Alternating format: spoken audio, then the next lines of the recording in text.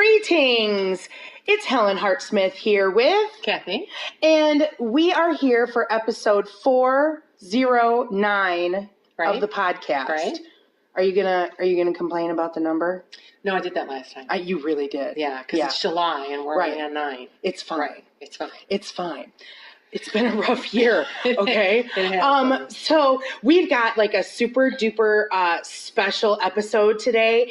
But before we even start to talk about it, let's start things off right. And let's do, what is that? It's time for the correspondence of the week. Oh my gosh, we have guests here and they're seeing us like behave like total shenanigans. So what's our correspondence, Helen? I don't know, Cathy. Why don't you tell us? It's rose quartz. And there's a reason why it's rose quartz. Because our guests really appreciate and use rose quartz. Mm-hmm. Yes. So we may have used rose quartz previously, but we don't care. And we didn't even check because it goes without saying that we have to do it today.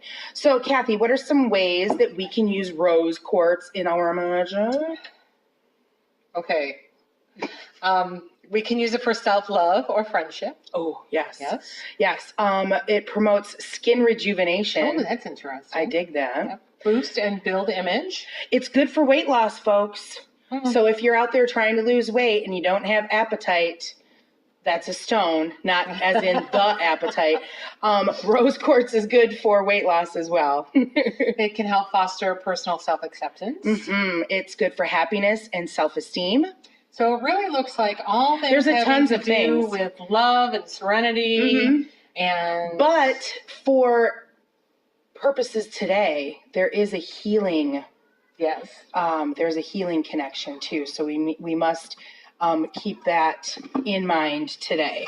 So that was our correspondence of the week.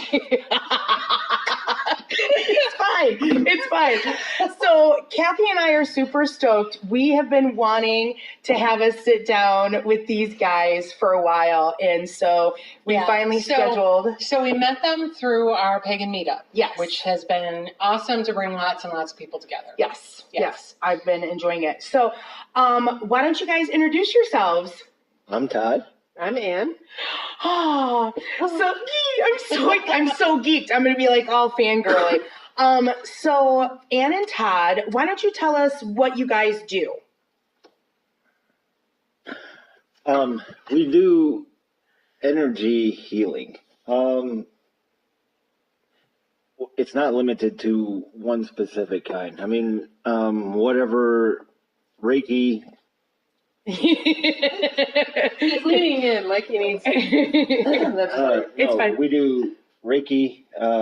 Access consciousness bars, matrix, crystal therapy, obviously. Rose quartz. Yeah. With rose quartz, of course. Why am I stopping?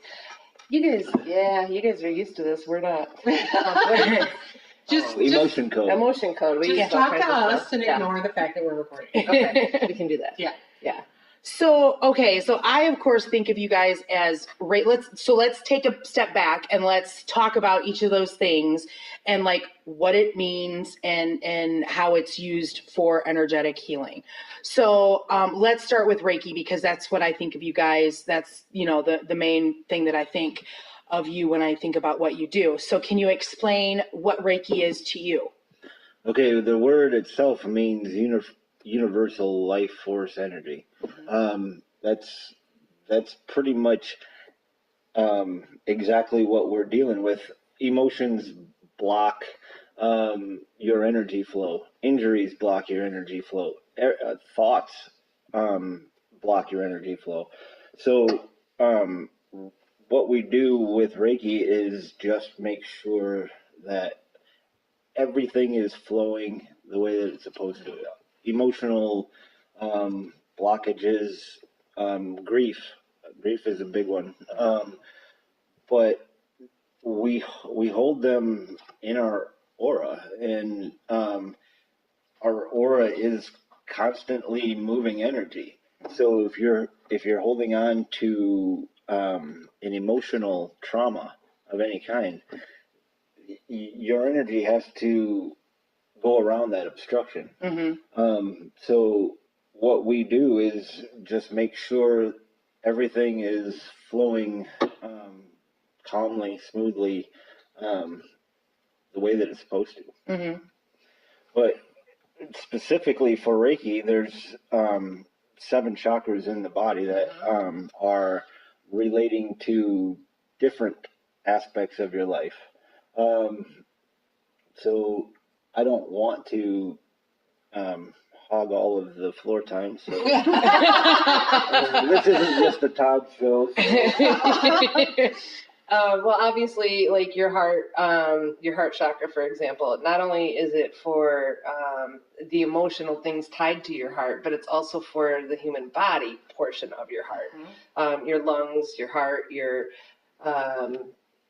trying to think what else is around that area. Your throat is more your esophagus, and the heart and the throat kind of share out in the limbs for your arms. Well, they're all interconnected. So if one goes down, it normally is because of another. So like if your throat chakra is blocked, it's very possible because of your heart. You've had a relationship with an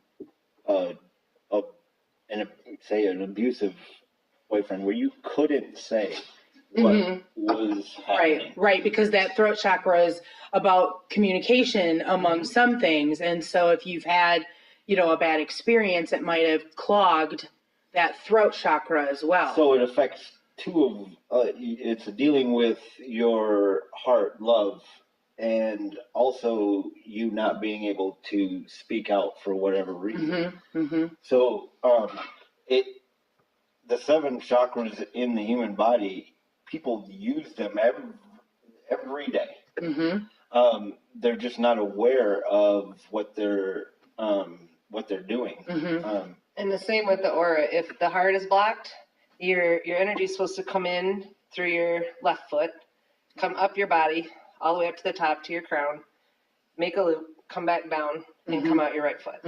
And if the heart is blocked for any reason, how can that energy flow? Right, it's not, which is also going to affect anyone's intuition. If there's a blockage down below from your crown or your third eye, it's gonna affect it. You're not gonna be on point as well as you could be if it was flowing proper. Right.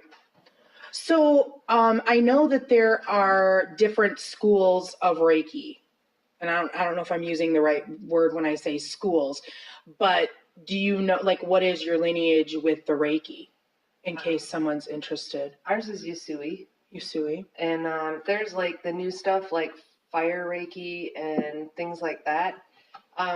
Basically, when we teach it, we teach people to make it their own. You have to make it your own. If you're not making it your own and you're only doing it by the rules, you're never gonna get good. Right. So when you learn how to do Reiki, they're giving you a set of guidelines. Training wheels to go out and learn until you're comfortable. Of course. Because there's hand placements, proper ways to hold your hand, and everything. And those are great for getting the feel, understanding where you're feeling the energy and how it's moving and stuff.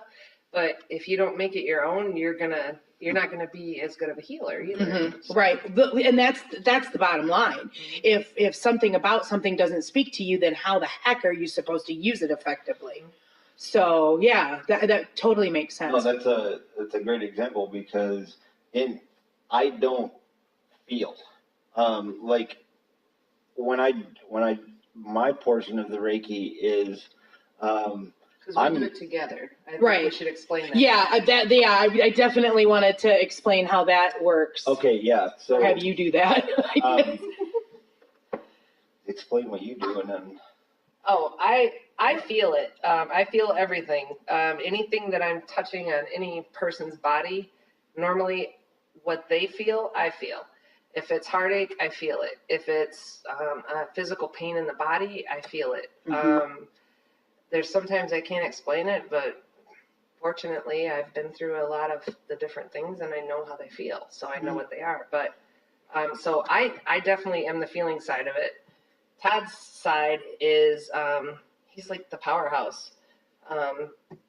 Yeah, I'm pretty much. She goes in and opens everything up.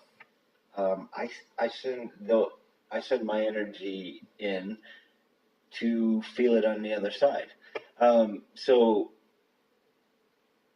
And that is kind of like what we were talking about a minute ago about making it your own. Mm-hmm. Because in the class of learning how to do Reiki,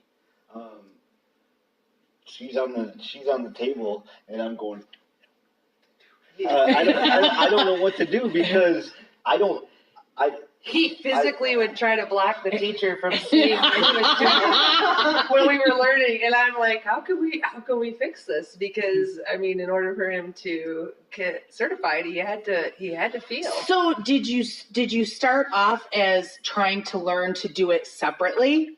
Yeah, as in like a traditional sense that we see, and then it wasn't working. No, how it got to where we worked as a team was we went to a Reiki share. Yeah, a group Reiki share, and the people hosting it asked us to do Reiki, and I went over to him and I said, I don't feel what. So let's work together. Okay.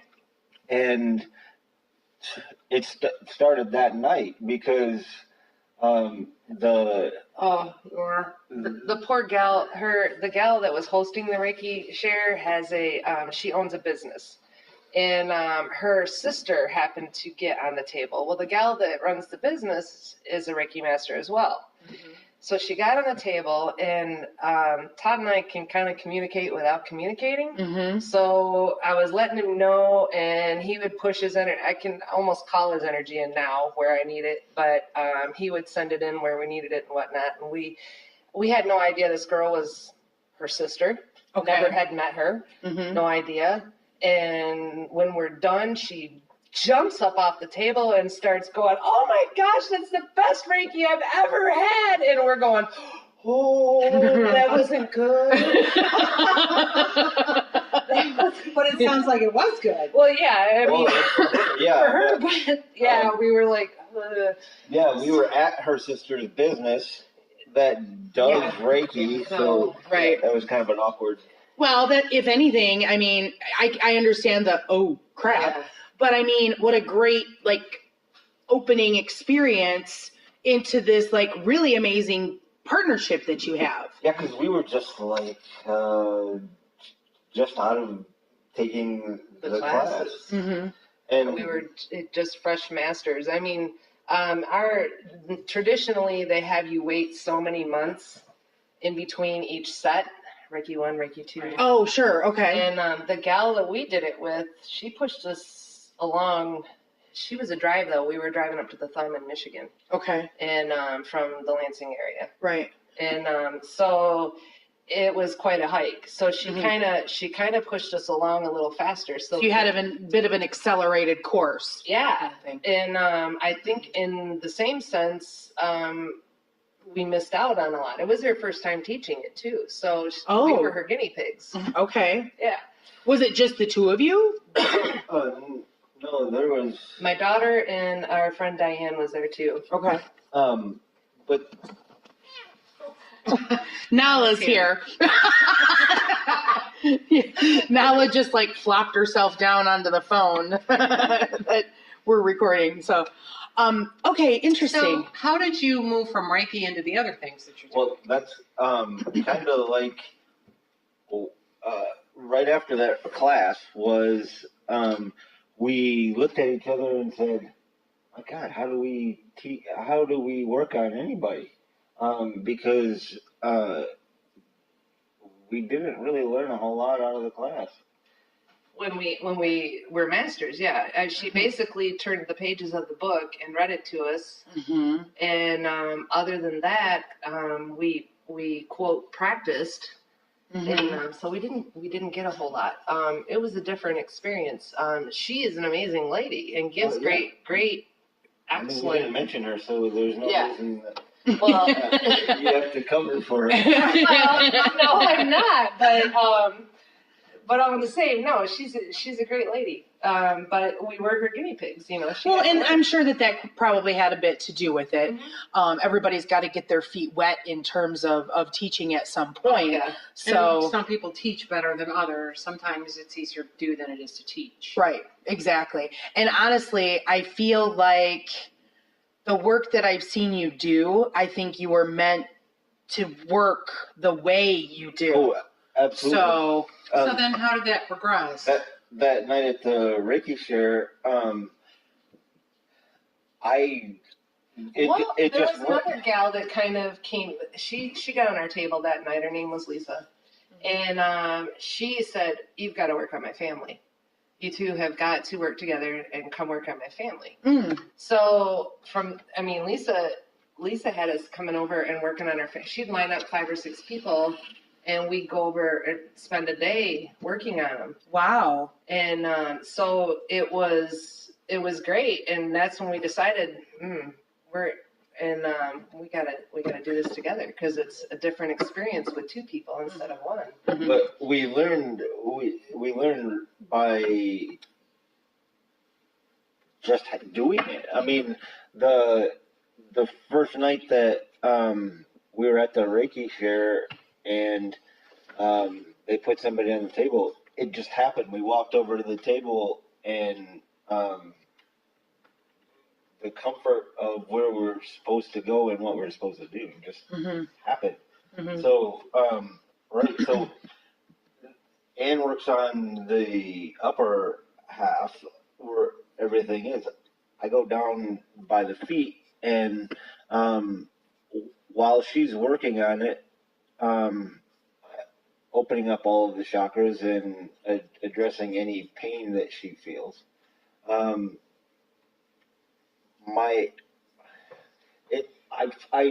can tell my energy inside somebody. Okay. So it's kind of like I can tell it what to do. Okay. So if it goes in and it doesn't come back as strong as it went in, I know that there's still an obstruction. Okay. And then we communicate. And then when she's on a spot that she feels pain, she directs me to send energy to that specific spot. The idea for me is to work on that area until I no longer feel it. When I no longer feel it, then we've done what we need to do with it. And right, and it's a symbiotic thing because when I feel the same amount of energy in my left hand that I do in my right hand, it's clear. It's running perfectly. But the bars thing, I had taken that class before we took the Reiki class, and my daughter and I had taken it, and I'm like, this stuff is amazing. What was that called again? Access consciousness bars. Right. Okay. Can you explain what that is a little bit? There is, oh boy, you're going to put me on the spot. I can't remember. It can be really vague. Okay, there's a lot of touch points basically on your head that are supposed to be open and running. And they all have to do kind of just like your chakra has to do with, your heart has to do with a lot of different things. And okay, guys, sorry, we had a little break there because pork was done and it had to be dealt with. It had to be pulled. Pulled from the smoker.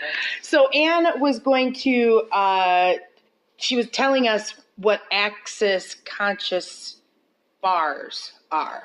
Did I say it right? Access consciousness. Access consciousness.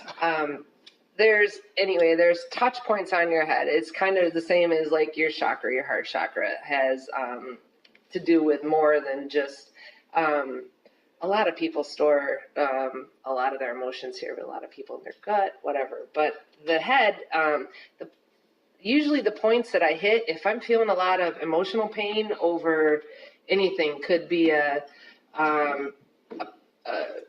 something that happened in their childhood or a boyfriend or anything. There's points that I usually touch base on the, the idea is to hold your fingers on the spots. And the one I hit a lot is healing, joy, sadness, sexuality, and body.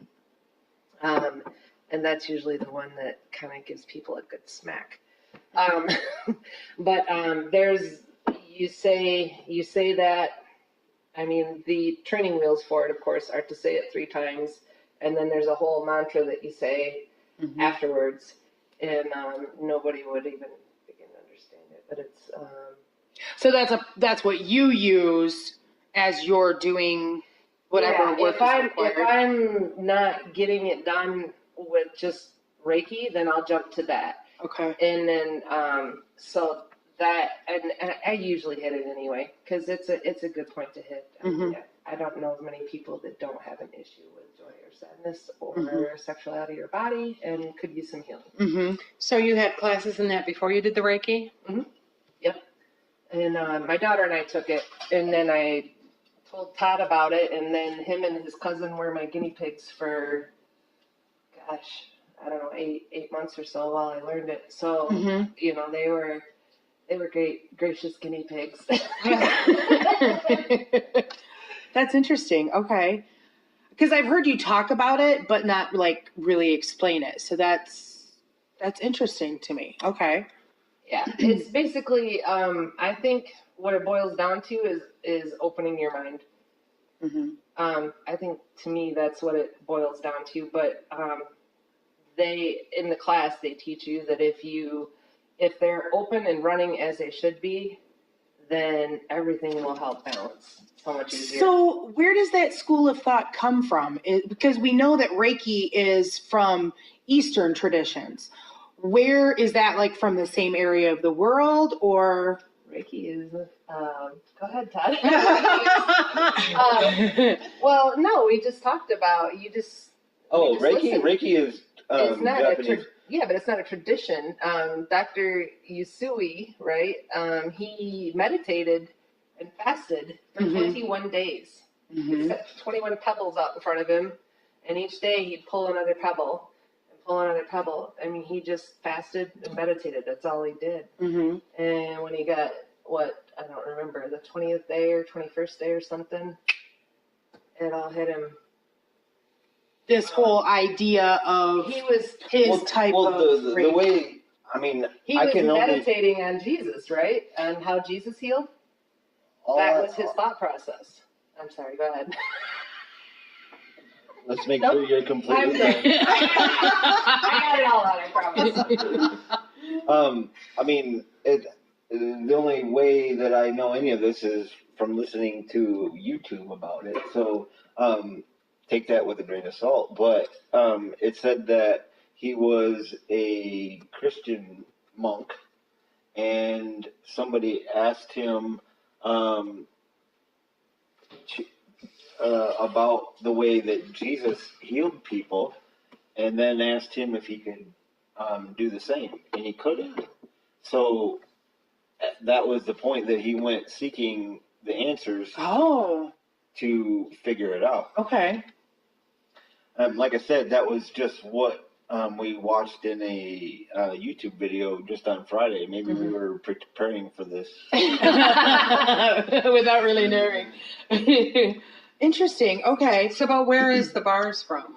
Same kind of deal. I don't know if it was fasting or not, but it was given to someone. I can't think of his name. Sorry. Well, I'm sure we can, you know, Google is your friend. Yeah. But it was given to him the same way. By. But that's truly how all of the things that we've done to make what we do ours, same way. It's what comes to us. So, yeah, if anybody would come and critique us according to the Usui way of doing Reiki, we do not do it textbook for sure. We fail. Okay.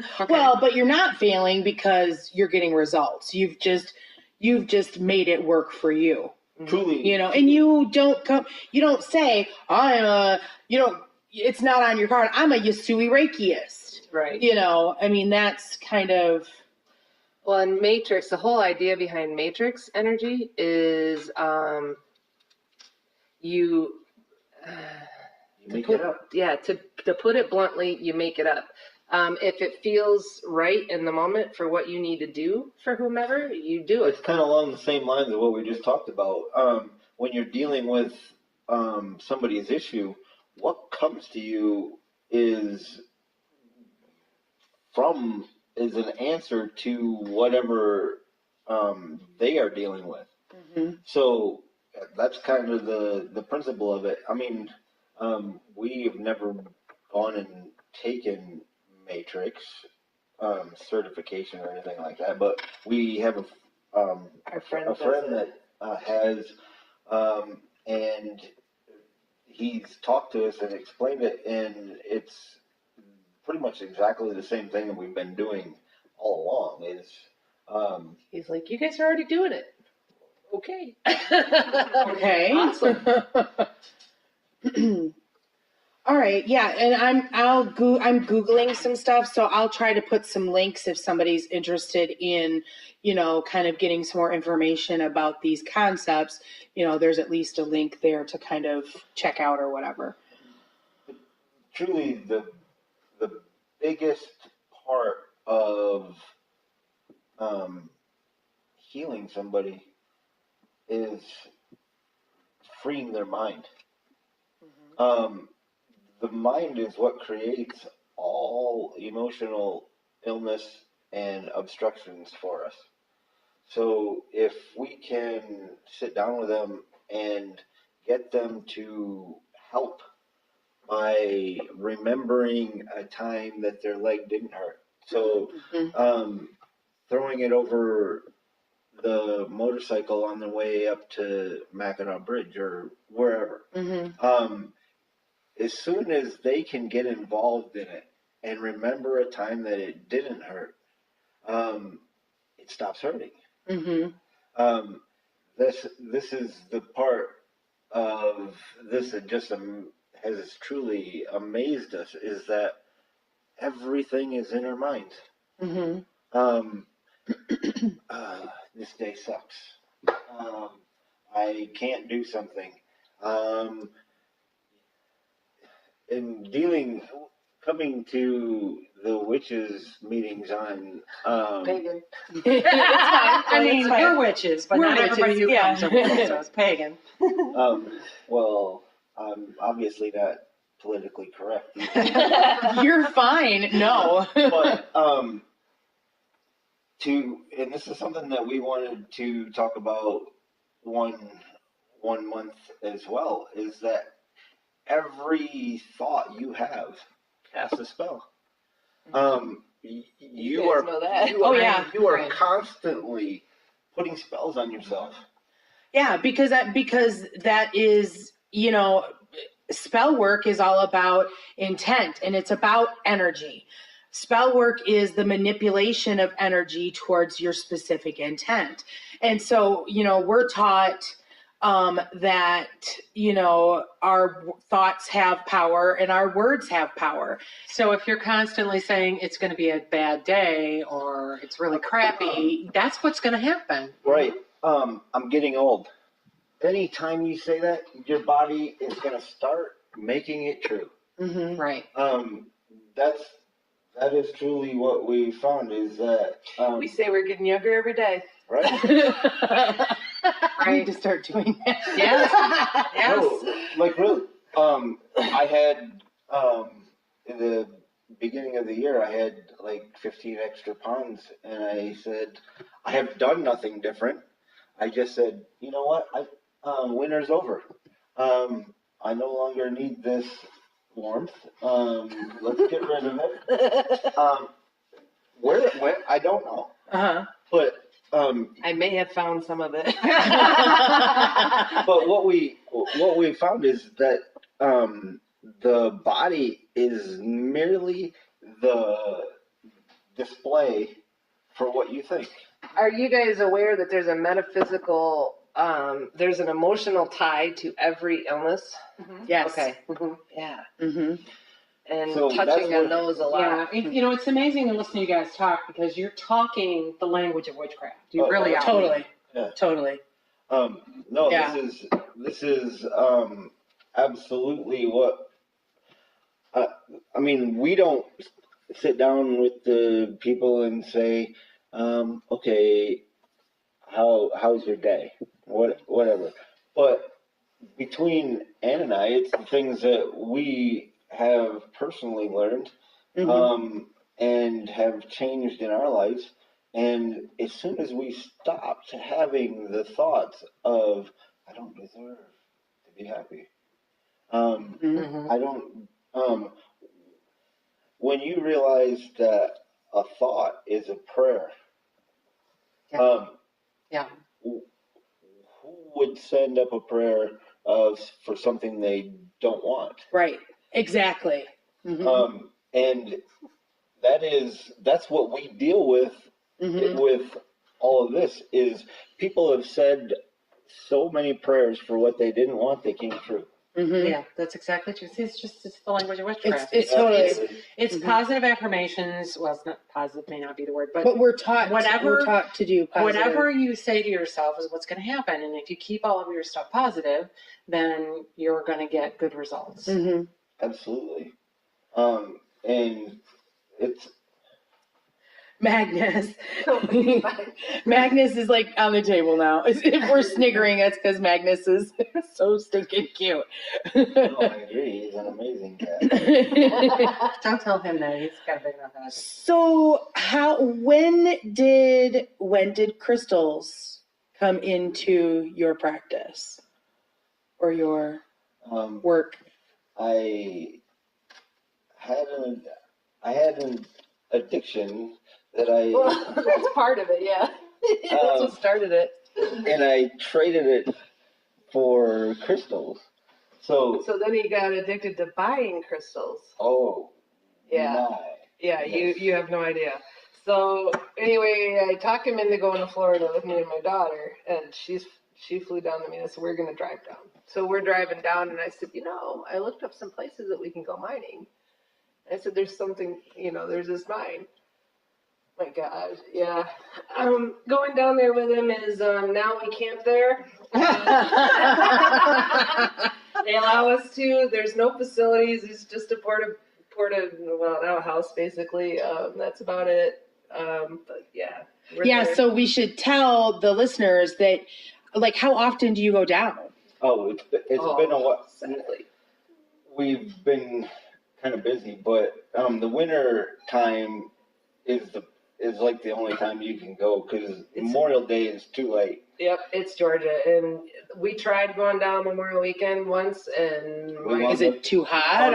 We wound up in North Carolina at the beach. Yeah, because it was too hot already. Yeah. Oh my God! Yeah. So you guys go down and you actually mine the rose quartz that you use and sell in your work.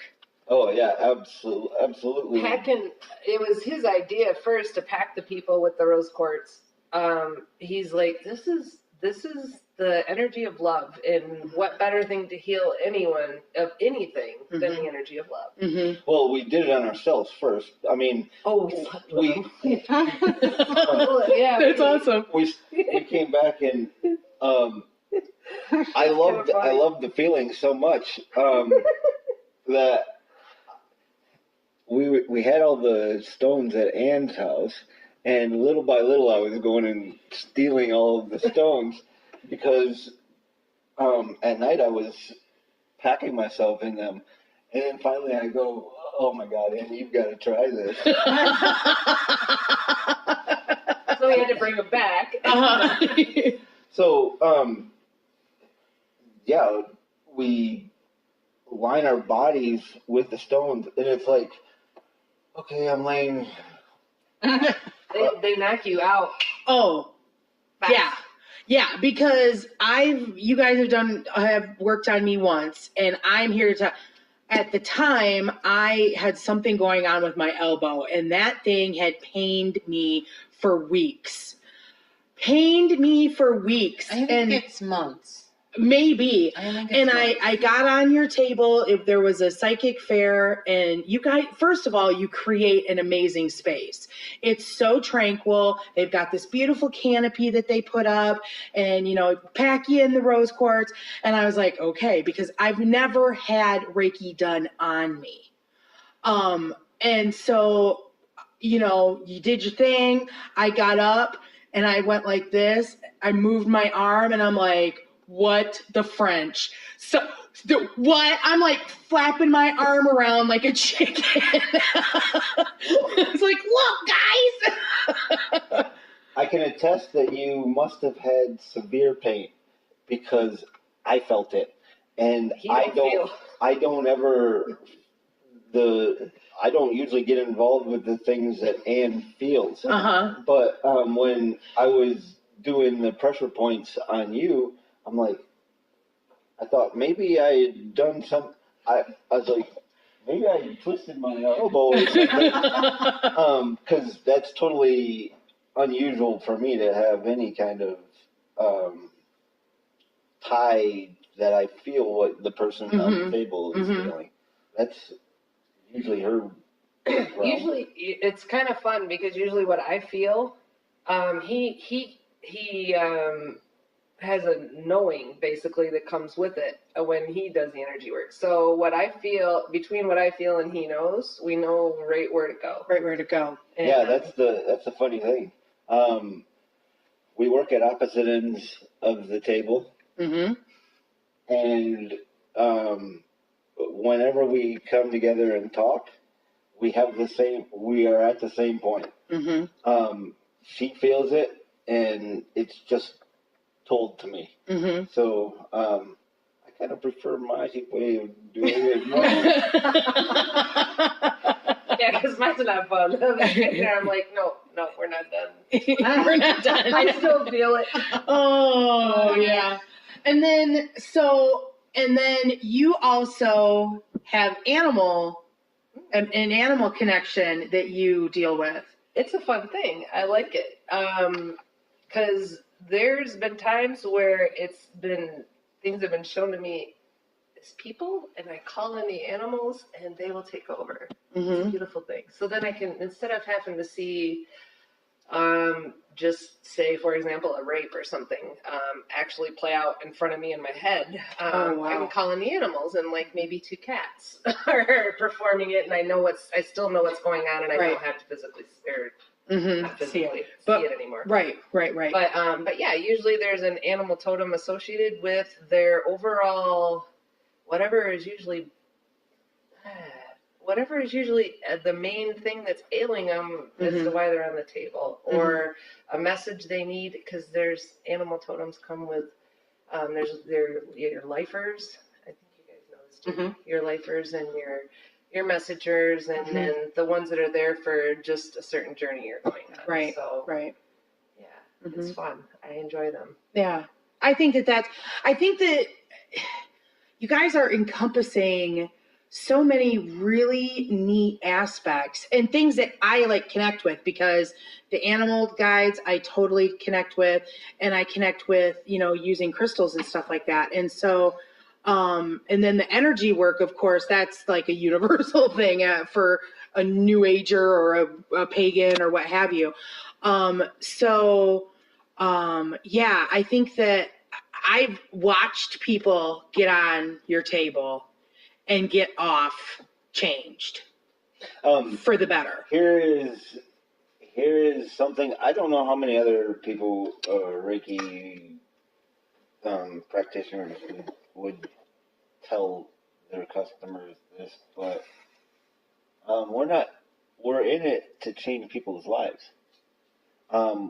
We're not in it. I mean, of course, making money is a beautiful side effect, but we're here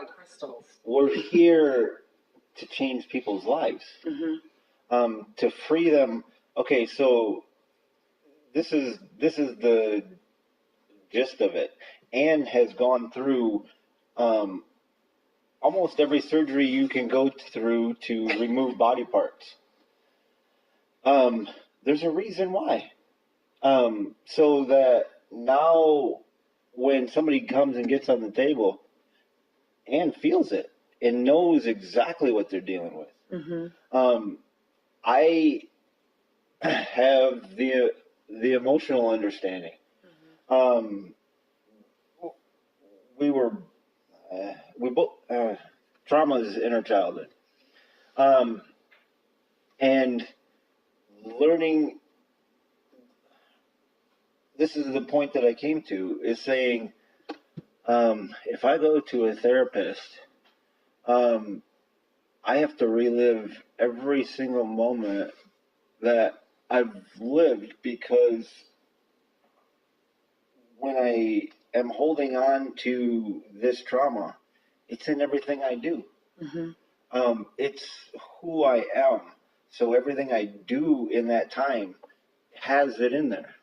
Mm-hmm. And I said, I don't have the money. Mm-hmm. So I have to figure out another way. Mm-hmm. And this is the most amazing, beautiful story. Mm-hmm. That one day I'm sitting on my couch and I get hit with a lightning bolt. Like every question that I've ever had got answered.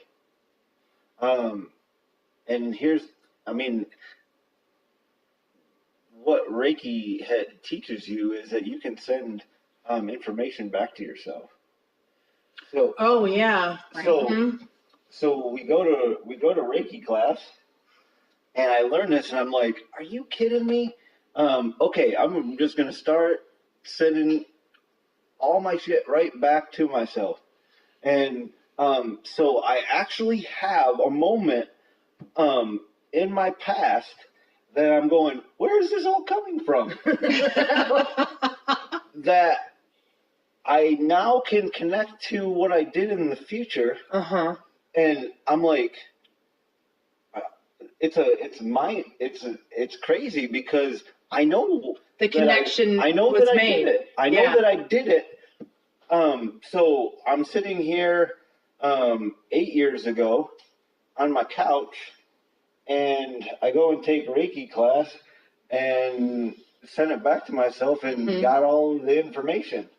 So, yeah, I'm sorry, I'm just rambling on. No, you're making a point, and no, you're fine. What was the point? I get it. So, you guys, do you consider yourselves like empaths or anything like that? Absolutely. Like, what are some words that you? I absolutely know that she is. Mm-hmm. The empath thing for sure. In any other words, I think he is too. Honestly, he's come to discover it, because I don't think he would get the knowledge he gets. We had a couple. We were eating one day at a restaurant, way out of town. We were out of state, and he goes, I need to let that woman know that it's okay and she will have the baby, but it's going to take a while. And I'm like, well, what? He goes, well, how do I just walk up to her and tell her this? And because there was nothing. No visible signs. Yeah, she walks by, and I go, this girl is having trouble conceiving. So I take it upon me. I said, well, girls bring this stuff up all the time, because they had one that was about 4. And mm-hmm. So I just kind of cruised up to the buffet and stood there next to her. I go, oh my gosh. I said, your little one is so cute. I said, you having more? Oh, we're trying. I said, oh, it's coming. That was the best I could do, kind of, without being like Teresa Caputo and yeah, and normal person the lips start Yeah, Todd's like, well, I can't go. You need help. I can assist you with that conceiving. So, I hope this isn't like too personal or anything like that, but this is all like. When do we determine that? you can just say and I'll move on. But like, so all of this is very much about like ways in which to live your life. Okay, you've absolutely developed this amazing thing.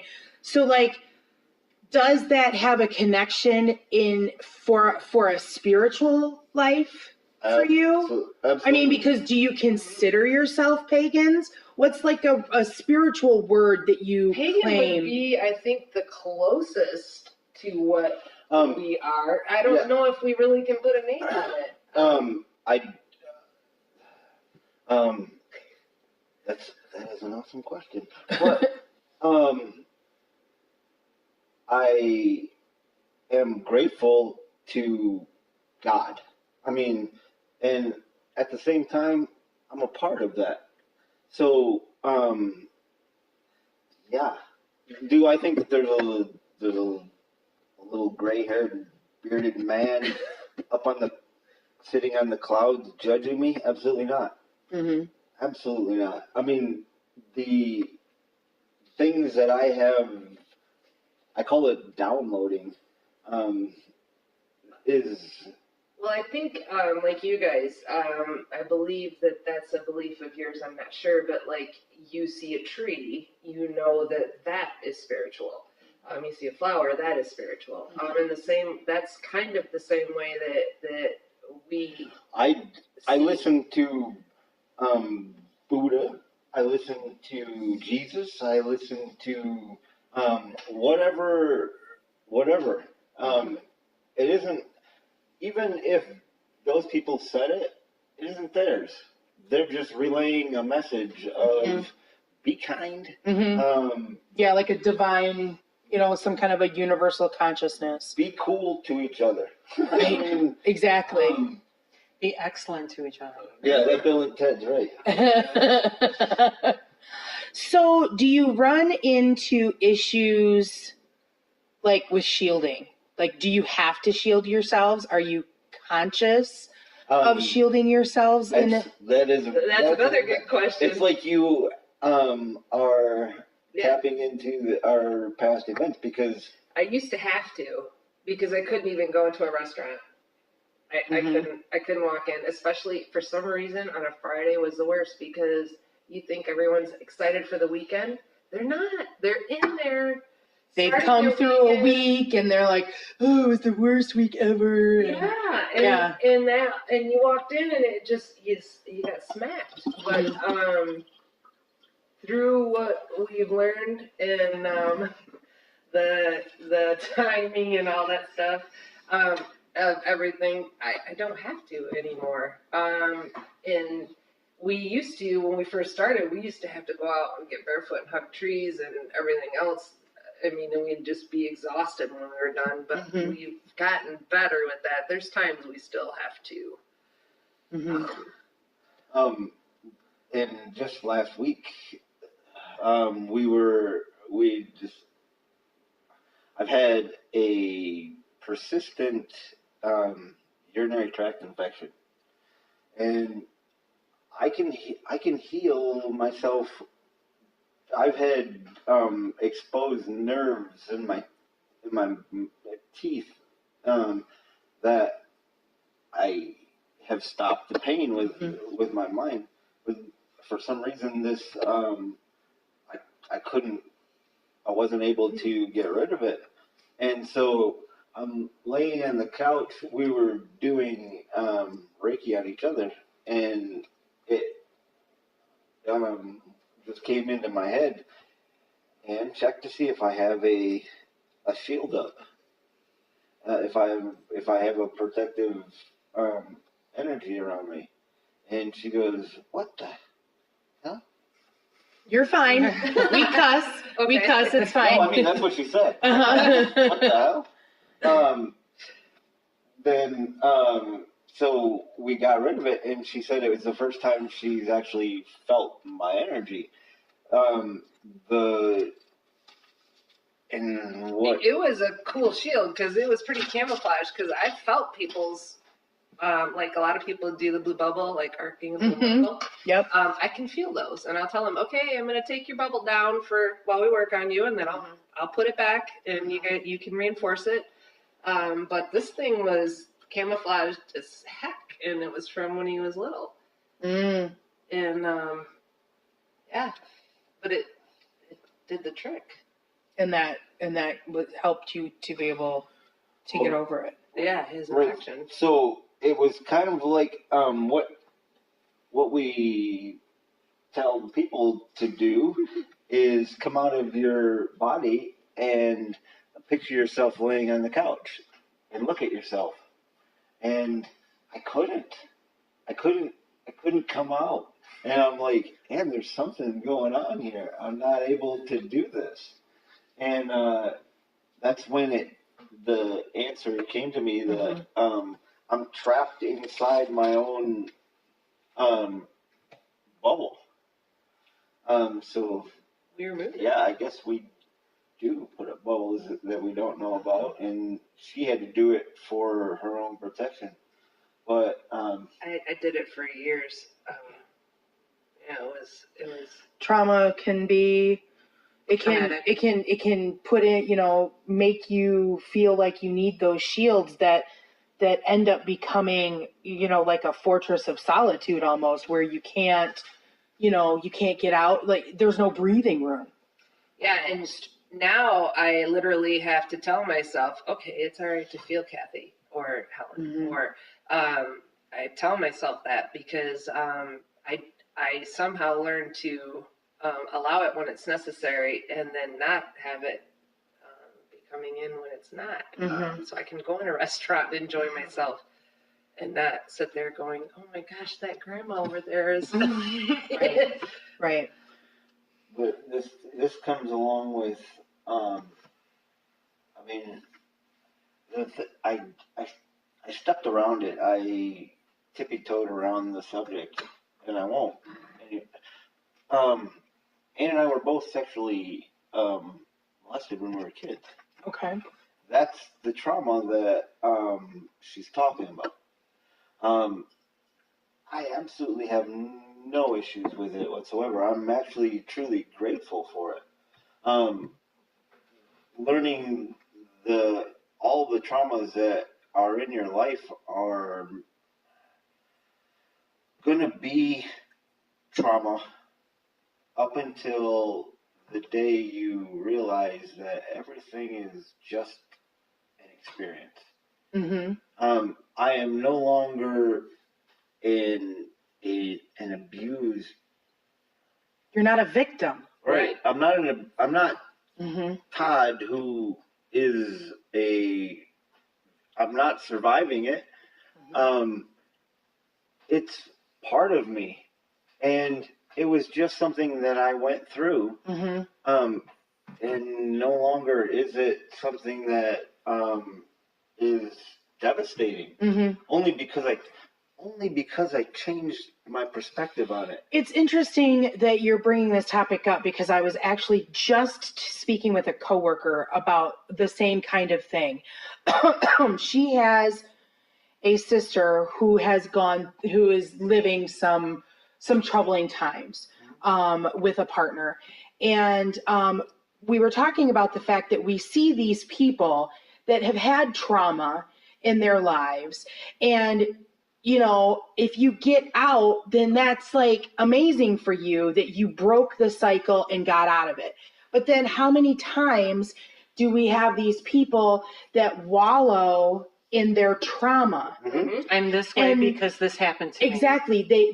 They make the choice to let that define the person who they are. Right. When in fact, you can choose to not be the victim anymore. But it's that script in your head. It's what you tell yourselves. It's the spells that we think every day and say. Well, and me as a highly emotional person, I literally, I faced my person.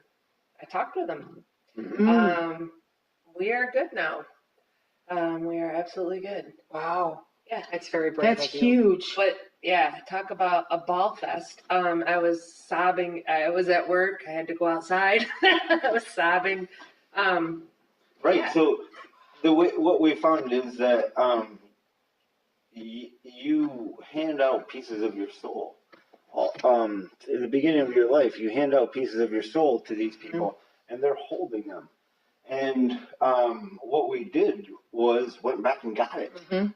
And not only can that happen in this life, it can happen with past lives, and those create what's called soul contracts. And you can do the work to resolve those soul contracts because they affect your life this time, even though it was a past life. Right, absolutely.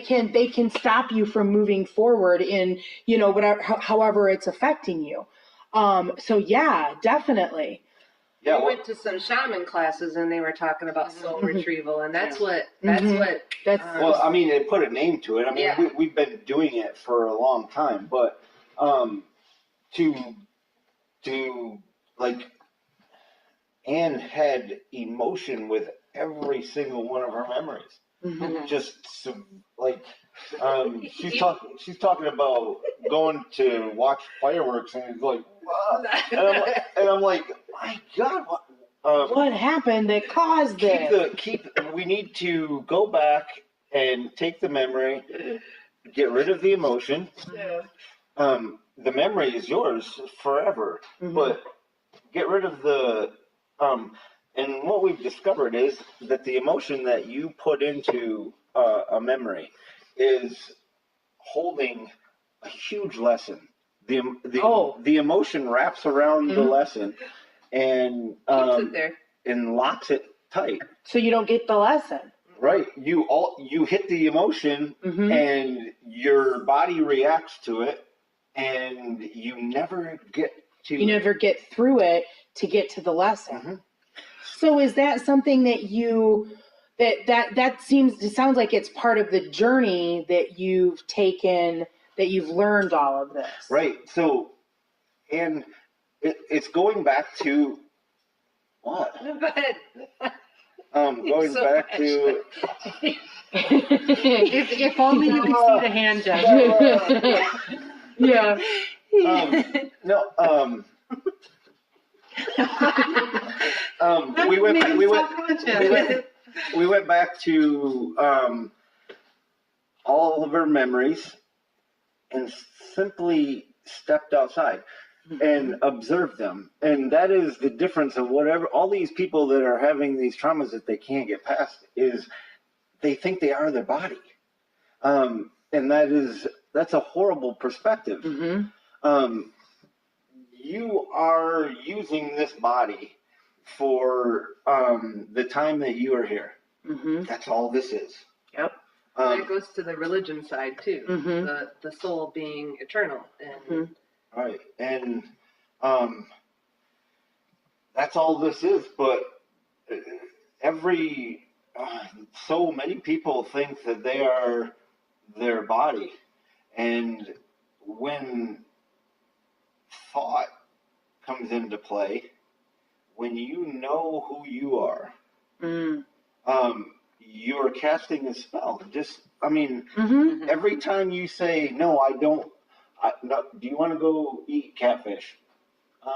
No, I hate catfish. You're right.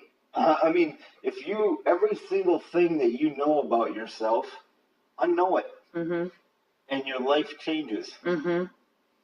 Very interesting. Very profound. For sure. It comes from our family. We can go and we can help people all over the place. That's the cool thing about what you do. But our family, my mom died of cancer because there's a thing, we call it memory resonance. Like, so when a brother and a brother get together, they talk at each other. they can't hear each other because they already know what the other person is going to say. They can't listen to them. That thing is a memory resonance. I already know everything that you're going to say to me. If one little thing is different, you don't know. But because you do know, you are no longer able to hear anything. And I have no idea how. What he's saying is we can help strangers easily. Oh, yes. But family, it's a little tough. Like Todd broke the door with my mom because he's not family. She doesn't have memory resonance with him. And she's like, my God, where has he been? You know, this is so helpful. She literally is. But yeah, like my mom died of cancer. She couldn't hear him. She couldn't hear me. Right. She's like, you're my son. You don't know. Yeah, you didn't go to medical school and you don't know anything but Right. what I taught you. That's what she believed. Right. And she couldn't get past it. And So is that the person putting themselves in their bubbles and not allowing you to connect, or is them putting you in a bubble and not allowing you to reach out? That's an interesting perspective. So you answer then because you heard it. Is it the person putting themselves, shielding themselves from your energies coming in, or is it the person shielding your energy so that you can't reach out? I think they're shielding themselves. Honestly, only because. And in a sense, that is keeping you out. Yeah, but they're shielding. I think they're picky. They don't have a shield for their doctor or for someone else if they were to come up and say, hey, let me do Reiki on you or something. But the crazy aspect of like my mother dying of cancer, our relationship has grown exponentially because we still communicate, and we still communicate on a crazy cool level. I mean, there has been things that have happened that I swear that they would probably make a Hallmark movie about if they got a hold of the information. Yeah. There I go, looking off to the side. You're fine. You're fine. You're good. You're good. Although we've talked for a long time. I was going to say, what other questions do you have? So you do psychic fairs around the area, and you have a booth there. And so people, if they go to local psychic fairs, they can see you. But if someone is local in the area and they would like you to work on them, how can they go about doing that? We travel. Have bed, we'll travel. Mm-hmm. And we also have some space that we can use, my house, or we have an office space available to us. And all the issues have been worked out with our... That's the best part. You don't want someone working on your energy, if their juju is all... Right. What are you talking about? I thought that's what you meant. No, I talk about the building, that all the issues with the building. So if they're local, they could just come to us shortly when the business opens. Oh, so so for listeners, Or we will travel. right? Even if it's out of state, we love to travel. Yeah. Okay. All right. So their business is called Timekeepers, and there is a Facebook page. So if you want to get a hold of them, and of course, we are in the Mid-Michigan area in case you're a first-time listener. Okay, Mid-Michigan depends on who you're talking to. I know. I'm about to get specific. Okay. Let me get there. So we're in the Mid-Michigan area. So Cathy and I technically live in the Owasso Corona area. So like it was where you're looking at a business front is in Owasso. but you are willing to travel. Absolutely. Absolutely. Okay. So, So Helen's going to link the Facebook group so that you can message them regarding pricing or appointments or Mhm. anything else. and all that kind of stuff. And I'm here to tell you, it's worth it. It's Or, totally worth if it. you are in this area and you want to come to the monthly meetups that we have, then they're generally at the monthly meetups. So Oh, I think you're not absolutely. going to make the next one. We're supposed to go to Iowa, so Well, So Wait, we do travel. Wait, when is it? The 25th? yeah. Isn't that our Canada trip? No, that's in August. Oh, Good try though. not being a very good timekeeper. all right. So we could seriously sit and talk to these guys all night because for it's just sure, that interesting. for sure, and that's why I really wanted to have them on. And so maybe we'll have So- to do another at some point. No, I didn't know how long of a show this was. It's fine, it's fine. You're good. Okay, so that's gonna wrap it up for this episode. Right. So, if you enjoyed this podcast or learned something, then be sure to give us a thumbs up. And if you haven't done so already, please subscribe to the channel because we like to have you come back and watch content. Or listen. Right, or listen. Helen has an Instagram. Right, which is Heart of the Witch's Path. And Cathy has an Instagram, which is at Slays Vamps. okay.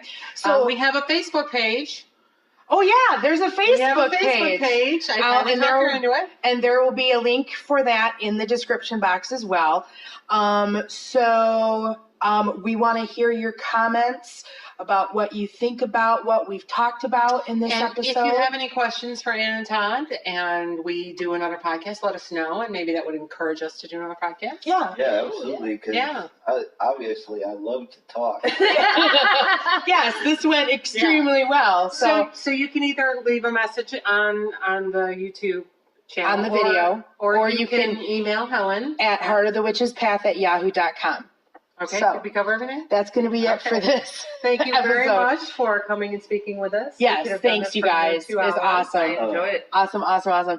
So thanks for walking the path for a little while with us. And until next time, blessed be.